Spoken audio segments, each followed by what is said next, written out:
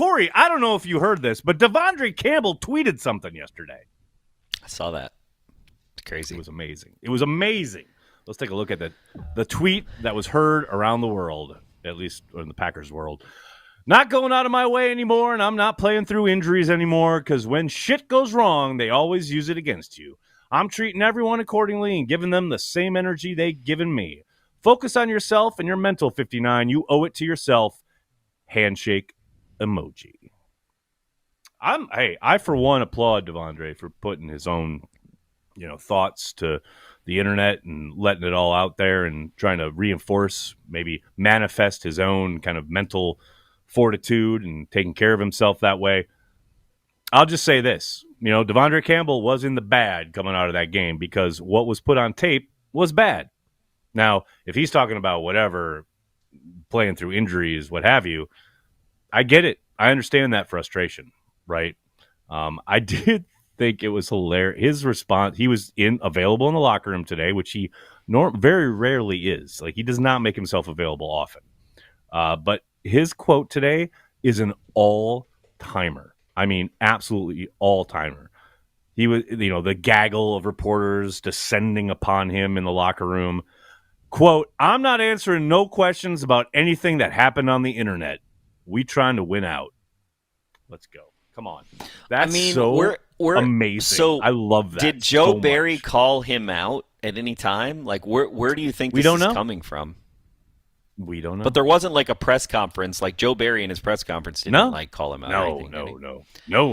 We haven't heard from Barry. We'll hear from Barry not tomorrow. Who do we think is blaming Devondre Campbell? Like, clearly, we don't know. His position coach, it's Joe Barry, or it's Matt LaFleur, or maybe it's fans on social media.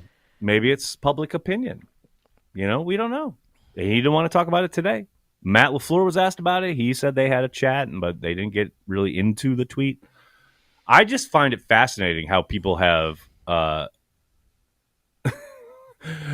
who like have these strident, like really heartfelt, ironclad opinions about whatever he tweets.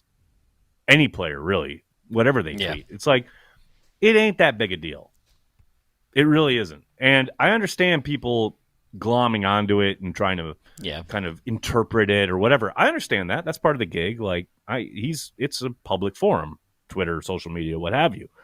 But this idea that, like, it's a reflection of disconnect inside 1265 or Joe Barry or his position coach or whatever, it's like, man's just frustrated.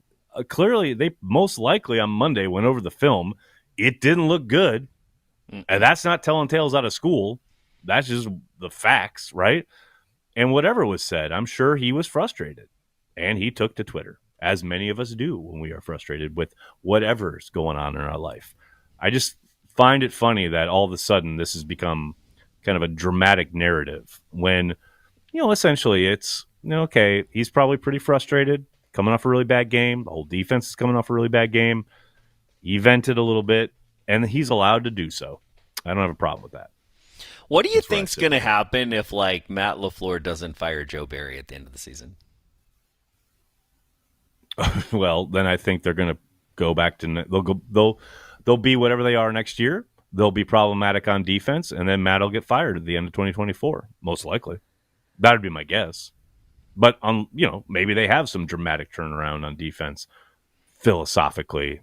I mean, that's the thing. Maybe because the offense in another year with Love and all these young guys, and they're scoring 30 a game, they go 13-3 because they're outscoring everybody.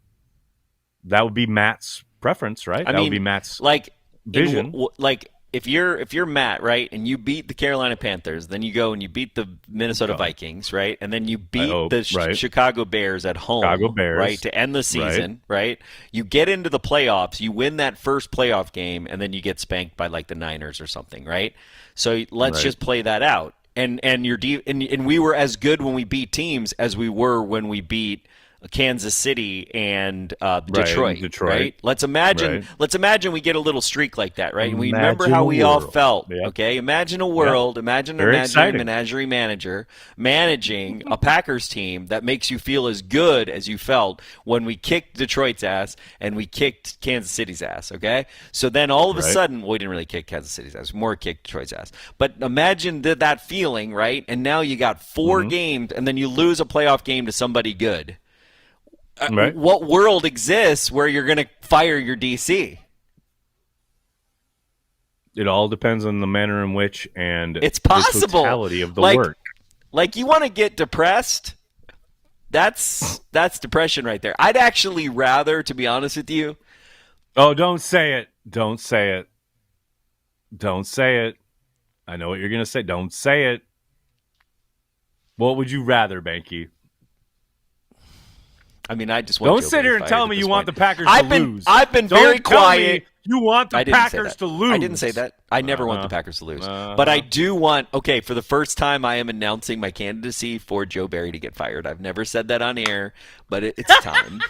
It's time. I've actually, I haven't defended him, but I've always I am announcing my candidacy to be part of Joe Barry getting fired. I announced my candidacy to be part of the mob. I would also like to add my pitch. I would like to jump on. Yes, I would like to jump onto the. Brandy started like 5 years ago. Whenever Joe Barry got hired, even before Joe was hired, Brandy was. Yeah, before Brandy was hired, before Joe was hired, Brandy was in the truck, and she was like, "Joe Barry, let's get him fired." And so I know I'm not in the driver's seat because Amar is in the driver's seat there. I get that. Amar's definitely in the driver's seat. Brandy and Amar are in the driver's seat. Or actually, Amar might be on the gun turret on the top. But yeah, I'm gonna join. I'm joining the truck. I'm joining the convoy, as it were. That's great. That is great. You know who else is joining the convoy? The Onion. How bad are you at your job when the Onion comes for you? The Onion. Look at this. The Onion on Monday roasted Joe Barry with their headline, James Webb Telescope finds evidence of Packers secondary lined up 20 million light years off receivers. There you go. That's all. I mean, look, I understand. Like, it's a hard job. Isn't the Onion in Madison, though? Isn't the Onion in Madison? Oh, yeah, they're Wisconsin-based. They're Wisconsin-based. So that's not that surprising. That's how they started. Yeah, also, classic for a couple fucking Badger fans to talk shit about. How often? No, they're not bad. Stop. They're hardcore Packers University fans. of Wisconsin. How often has the Onion weighed in on this season's Packers team? That just tells you how bad it got on Sunday. That's all. It's just gradation, you know? Maybe they just watched your video and then they just wrote an article off your video. That's probably true. They're big Cheesehead TV fans, no doubt about it. I got more comments about your video than anything else. It was really hilarious. Well, which one? You mean me blowing up? Yeah. I'm not proud of it, Banky, but I'd had enough. That blow up, that rant was 3 years in the making. Like, that's not just that 2nd and 18 play. That is 3 years of frustration of watching the same shit with Joe Barry's defense again and again and again. So, I'm not proud of it, but I had to let it out. Had to happen.